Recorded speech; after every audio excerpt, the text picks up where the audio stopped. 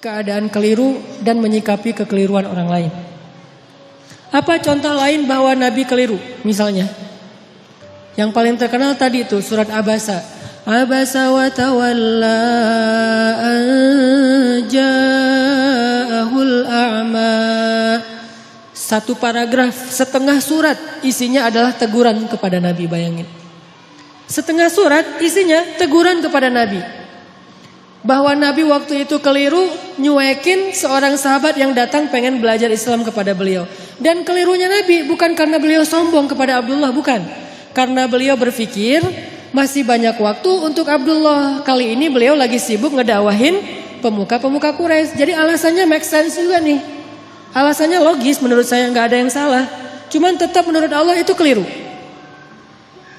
Sampai bahasa Allah tuh kayak nyindir gitu. Coba terjemahannya. Abasa wa tawalla. Dia bermasa muka dan berpaling. Anja'ahul a'ma. Mentang-mentang yang datang kepada dia seorang laki-laki yang buta. Wa ma yudrika la'allahu yazzakka. Memangnya kamu tahu, bisa aja dia akan mendapatkan kebaikan dengan belajar. Sedangkan orang yang banyak harta dan sombong, kamu malah meladeninya. Giliran hambaku yang miskin, yang buta datang kepadamu, kamu malah cuek kepada dia. Kalla, kata Allah, jangan gitu dong Muhammad. Coba. Kalla kan artinya bukan sekali-kali tidak ya. Dalam konteks ayat ini, arti kalla jangan gitu dong. Kalla innaha tadhkirah faman syaa'a dzakarah. Jangan gitu dong Muhammad, ini kan pelajaran untuk orang yang menginginkannya, kamu kasih pelajaran itu. Nabi ditegur sama Allah Subhanahu wa taala dengan bahasa sindiran, dan itu kayaknya kalau kita ditegur kayak gitu gimana perasaannya tuh? Bayangin seorang ustadz, seorang guru pondok pesantren, kiai besar, pemilik pesantren yang selama ini tuh ceramah menasihati murid-muridnya, tiba-tiba suatu saat dimarahi oleh orang lain gara-gara beliau keliru di depan umum. Kira-kira gimana perasaannya? Malu kan? Kalau dia gengsi. Nabi gak malu. Bukti Nabi gak malu apa? Ayat itu kemudian dibacakan oleh Nabi kepada para sahabat. Abdullah udah pulang karena Nabi bermasam muka. Tiba-tiba turun ayat surat Abasa. Nabi mengejar Abdullah, ngumpulin sahabat. Terus Nabi bilang, telah turun kepadaku satu ayat. Maukah kalian mendengarkannya? Mau ya Rasulullah. Sahabat semangat mendengarkan Al-Quran. Bayangin gimana perasaan Nabi bacain ayat teguran terhadap diri sendiri. Kebayang gak tuh? Kalau ayat-ayat yang lain, bahwa Muhammad itu adalah uswatun hasanah, Muhammad itu adalah yang terbaik, Muhammad itu jujur, Muhammad itu gampang ngebacanya. Tapi kalau Muhammad itu keliru, ini berat nih. Tapi buat Nabi itu tidak berat. Menunjukkan Nabi itu sangat low profile.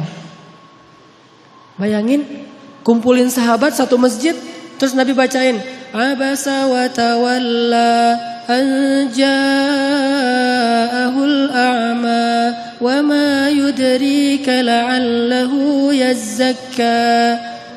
Sahabat pada toel-toel, siapa yang dimaksud? Nabi. Oh Nabi. Pada gak enak hati kan sahabat juga dengerin. Oh jadi ceritanya Nabi lagi dimarahin Allah. Ya rame di antara sahabat. Nabi bacain ayat tentang diri beliau sendiri lagi ditegur sama Allah. Bahkan ketika seorang sahabat Abdullah bin Umi Maktum datang, Nabi langsung buka sorban. Untung dulu gak ada kupluk kali ya. Nabi buka sorban, langsung dibentangkan sorbannya. Terus Nabi bilang, selamat datang orang yang karena dia saya ditegur oleh Allah Subhanahu Wa Taala. Ini uswatun hasanah. Selamat datang orang yang karena dia saya ditegur oleh Allah Subhanahu Wa Taala. Lihat betapa besar hati Rasulullah Sallallahu Alaihi Wasallam. Artinya ketika kita keliru dinasihati oleh orang lain, harusnya selain kita memperbaiki diri, kalau kita lebih keren lagi, kita akan bersyukur, berterima kasih. Kalau perlu kita mention dia, alhamdulillah diingatkan, alhamdulillah dikasih tahu. Tapi memberitahunya dengan cara-cara yang baik. Ini artinya dalam adegan Abasa wa tawalla itu Rasulullah mengajarkan kita gimana kalau kita berada di kondisi yang sama. Istri ngasih tahu kepada kita bahwa kita keliru, makin kita cinta sama dia. Bukan, mama tajasus cari-cari kesalahan papa. Salah aja di mata mama. Apa sih yang benar papa di mata mama? Jangan pundung. Mama perhatian banget sama papa. Oh iya Pak, mau lagi yang lain kesalahannya? Oh iya silakan Ma. Akhirnya disebutin 100 kesalahan kita. Jadi satu buku, 100 rapor merah suami. Ini menunjukkan Rasulullah itu orangnya sangat low profile, easy going, no hard feeling, dan beliau orang yang sangat lapang dada. Itu surat Abasa. Nanti ada lagi teguran terhadap Nabi di surat yang lain, banyak loh. Termasuk surat At-Tahrim. Ayat pertama lagi tuh. Gara-gara apa? Gara-gara Nabi pengen jaga perasaan Aisyah dan Hafsah. Waktu itu Nabi sering nongkrong di rumah Sofia. Sofia itu istri Nabi yang bedanya sama Aisyah cuma setahun. Aisyah waktu itu 16 tahun, Sofia 17 tahun, baru lulus SMA. Istri Nabi muda nih. Rata-rata istri Nabi kan muda ya. Walaupun kalau yang perawan cuma satu, tapi yang lain walaupun janda muda-muda nih. Sofia, Hafsah, Zainab, Ummu Salamah. Yang tua itu kayak Saudah, itu tua. Nah, Sofia orang Yahudi yang nikah sama Nabi itu cantiknya luar biasa. Saking cantiknya Aisyah sampai stalking loh akunnya Sofia. Dan itu terjadi. Aisyah benar-benar kepo tuh. Sofia lagi posting apa sih sekarang? Dikepoin sama Aisyah. Cara ngepoinnya gimana? Kalau dulu kisahnya Aisyah diam-diam datang ke rumah Sofia. Pas Sofia lagi ada acara selamatan. Jadi kalau kayak sekarang tuh Sofia lagi posting, Aisyah pura-pura ngeliat nih lagi posting apa sih, lagi snapgram apa, lagi instastory apa nih Sofia. Diliatin sama Aisyah, biar gak ketahuan Aisyah pakai cadar. Tapi kan Nabi tuh teliti banget, tahu banget mata Aisyah tuh kayak gimana. Sehelai bulu mata Aisyah aja Nabi tahu, saking sayangnya Nabi sama Aisyah. Pakai cadar, cuman kelihatan matanya doang. Datang ke rumah Sofia, Sofia lagi bikin kayak acara di belakang rumah gitu, di garden party gitulah pokoknya. Lagi barbekyuan gitu kan ya, di rumah Sofia. Nah Aisyah datang terus duduk mojok paling belakang. Perhatiin aja Sofia ini orangnya gimana sih, kok Nabi betah banget sama dia. Orangnya emang asik banget. Diliatin sama Aisyah. Oh benar sih Sofia itu orangnya humble. Sofia itu orangnya tuh enak diajak chit chat gitu. Sofia tuh orangnya tuh nggak ada matinya. Terus aja ada tema. Makanya Nabi itu betah banget di sini. Ditambah lagi Sofia itu kolektor madu. Dia tuh banyak ngoleksi madu-madu keren, madu-madu yang dari berbagai macam penjuru bumi gitu. Dikoleksi sama dia. Ini madu dari Yaman, ini madu dari Majalengka, ini madu dari mana gitu kan nih. Dikoleksi sama Sofia. Oh gitu. Aisyah dari jauh merhatiin bahasa sekarang kepo.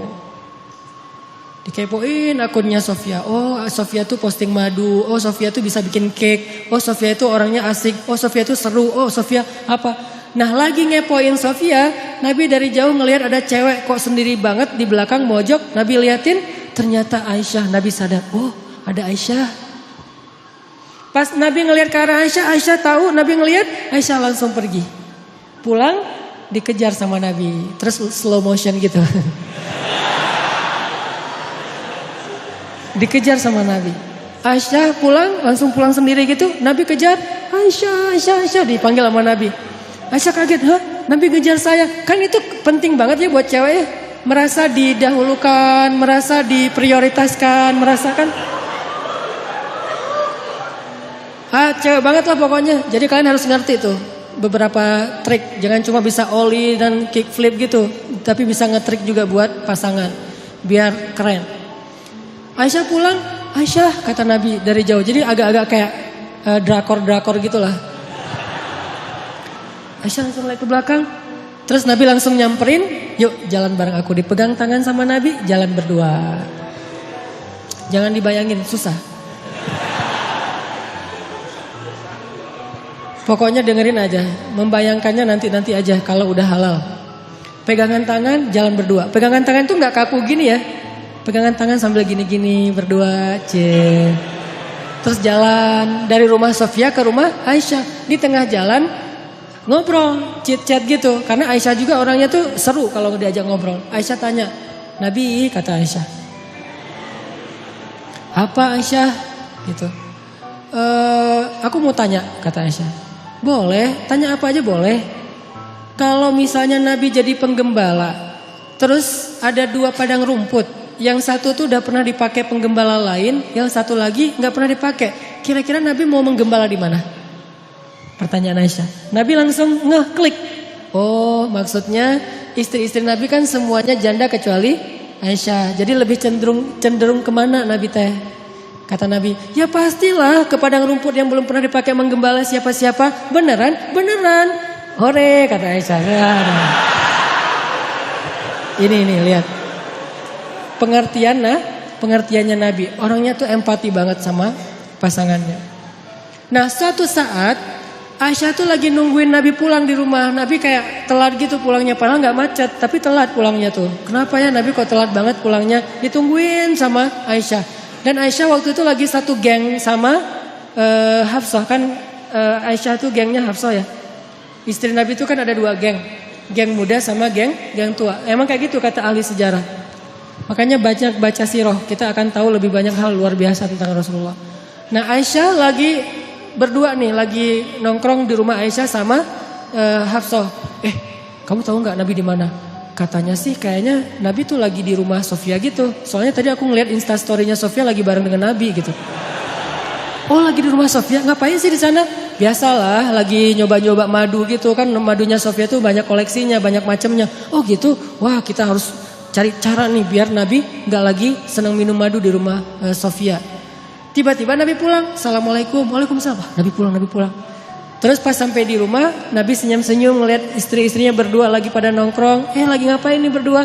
Enggak, lagi santai aja, kata Aisyah. Boleh ikutan enggak? Boleh. Terus pas Nabi duduk, Aisyah bilang, ngapain sih lama banget gak pulang-pulang, ditungguin loh dari tadi gitu.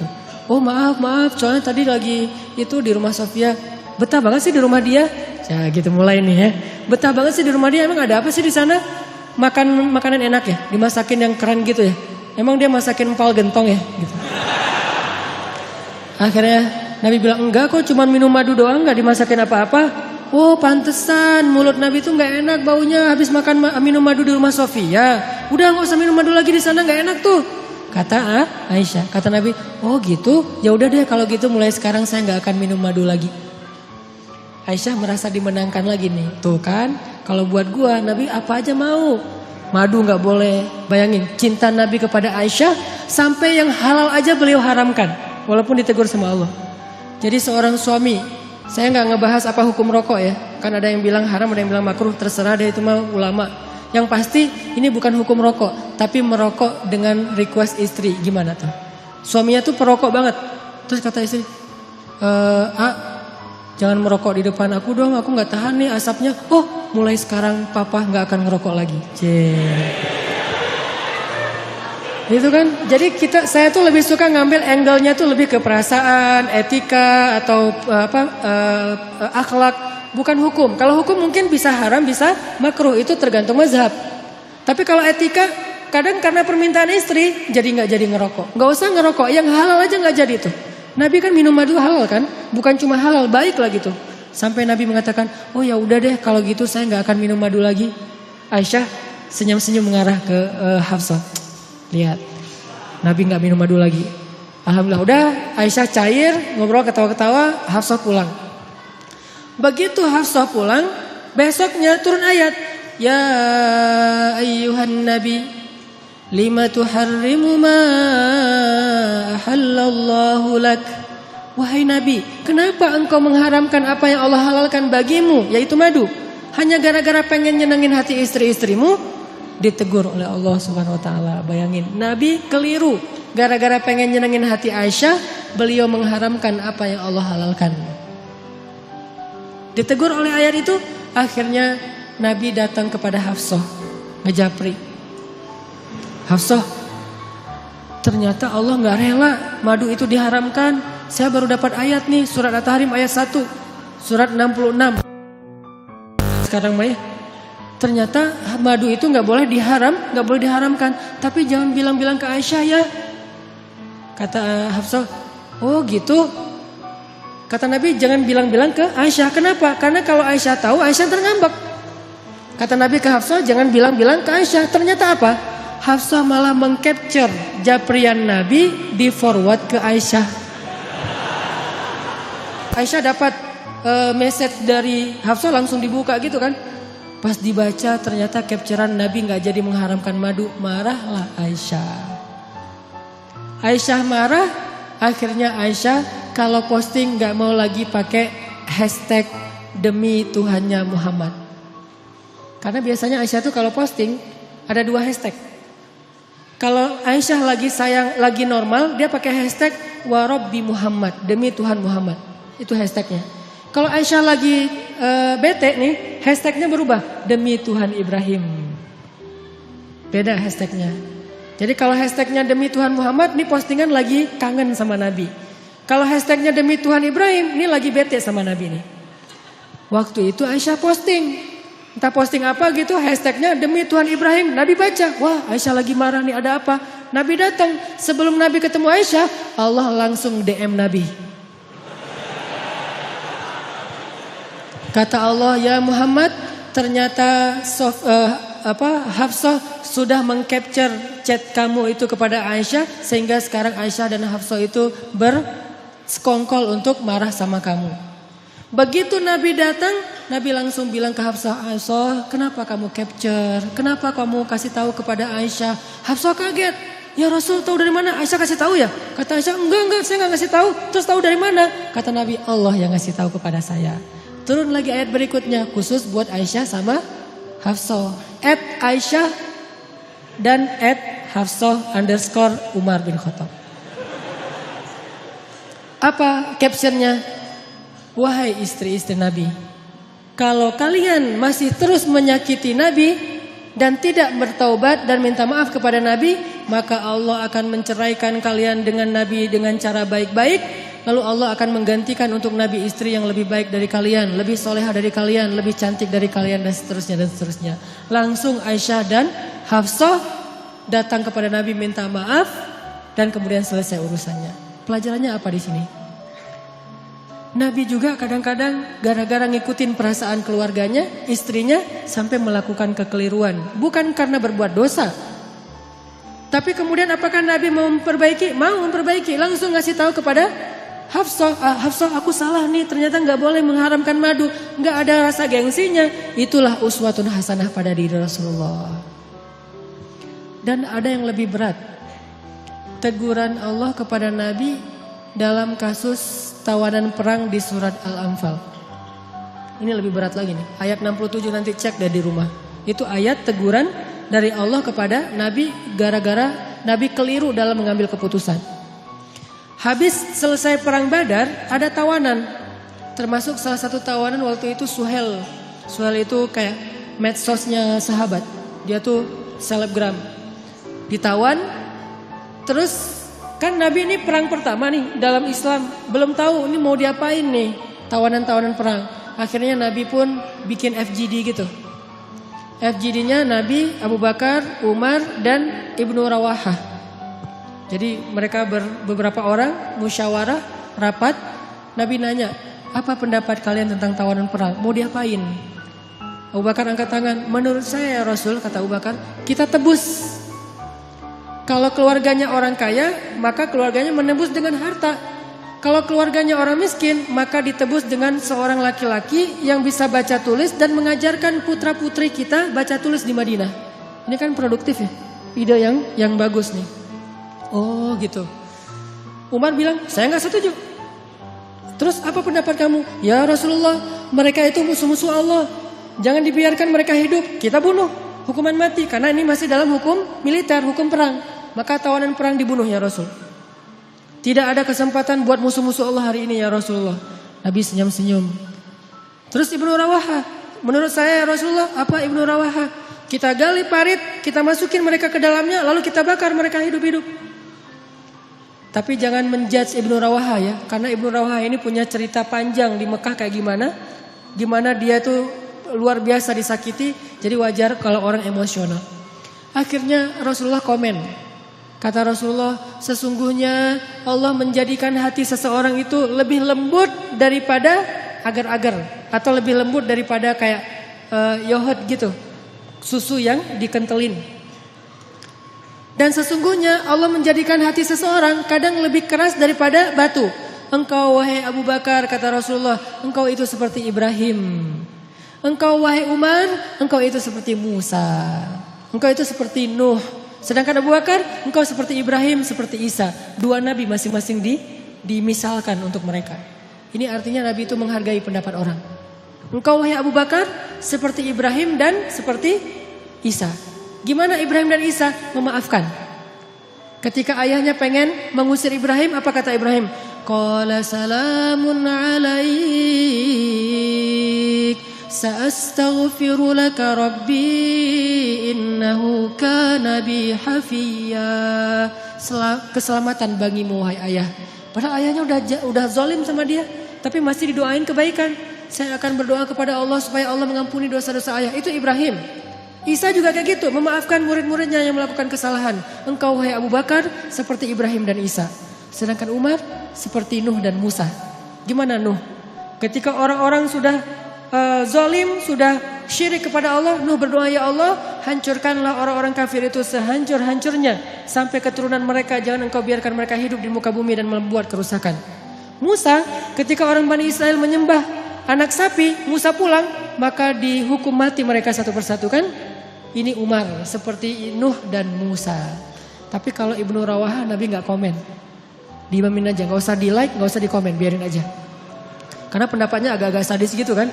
Dibakar hidup-hidup.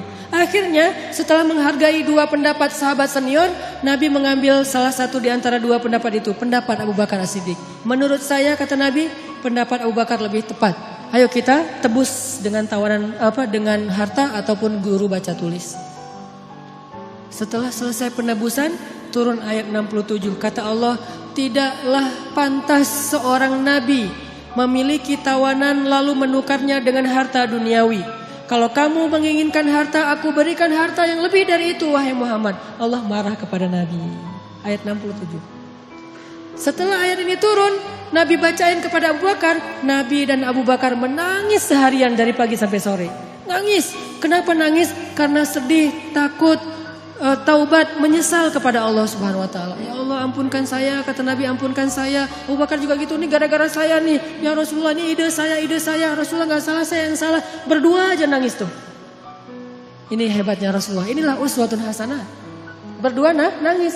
Lagi nangis, Umar lewat. Umar ngelihat Abu Bakar dan Rasulullah nangis, Umar langsung diam. Tanya, ya Rasulullah, ya Abu Bakar, ma yubkikuma? Kenapa kalian berdua menangis? Kalau ada hubungannya dengan saya juga pengen ikut nangis. Nangis berjamaah. Apa kata Rasulullah? Ya Umar, seandainya hari ini Allah menurunkan azab di muka bumi, maka yang selamat cuman Umar bin Khattab. Lihat gimana Nabi menghargai Umar. Pendapat beliau dan Abu Bakar keliru, pendapat Umar yang benar, lebih tepat. Kemudian Nabi menghargai, seandainya hari ini turun azab di muka bumi, maka yang selamat adalah Umar bin Khattab. Nabi gak pernah merasa gengsi. Umar, kok Allah gitu banget sih? Kan saya yang Nabi, kenapa kamu yang benar? Padahal kan kalau mau tuh, Nabi tuh gak usah musyawarah loh. Tinggal minta aja, ya Allah nih tawanan perang mau diapain? Kata Allah, bunuh aja Muhammad. Ya udah bunuh. Kan gampang kan? Kenapa Nabi bermusyawarah? Kenapa Nabi gak minta wahyu aja? Karena kalau Nabi hanya meminta wahyu, maka kita tidak bisa meniru Nabi SAW. Kan kita gak dapat wahyu.